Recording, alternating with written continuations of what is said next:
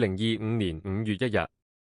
香港01報道銀主盤庫存266伙，連升4季至近10季高位，屯門提案成交均蝕逾一半。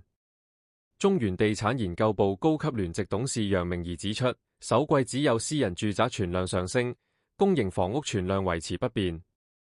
價值700萬或以下私人住宅銀主盤成交大升近40%，高於新增數量，因此存量減少，但700萬以上存量卻上升，而且價格越高升幅越大，當中2000萬以上存量增幅近30%。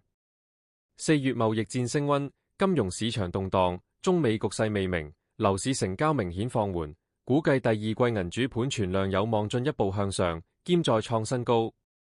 首季沽出118伙銀主盤，樓價500萬以下最受歡迎。以售出量計，今年首季整體私人住宅銀主盤總售出118宗，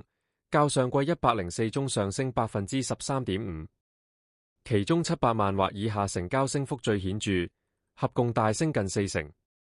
500萬或以下及500至700萬銀主盤，分別售出65宗及26宗，按季升30%及62.5%。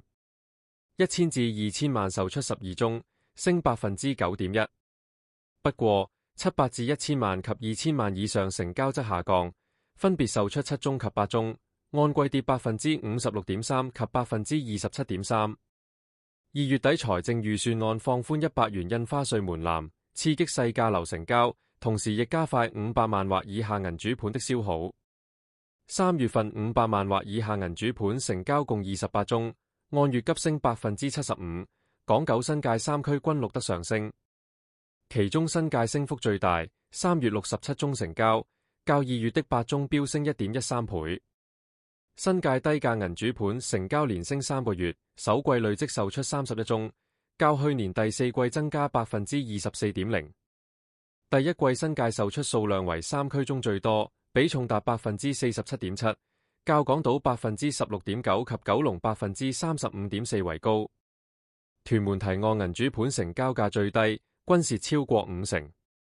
今年第一季成交價最低的10宗私人住宅銀主盤售出個案中，有5宗原業主是在2019至2021年樓市高峰期買入，全部成交價比原業主買入價低超過50%。4宗屬屯門青山公路提案，前稱恒大郡龍灣一手單位，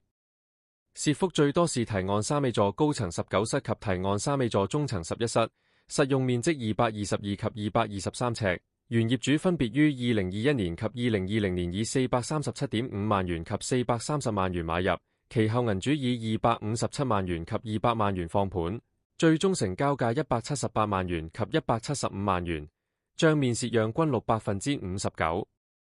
兩宗銀主盤短炒獲利。值得留意的是，首季有2個買家以低價購入銀主盤後，成功於3個月內轉手獲利。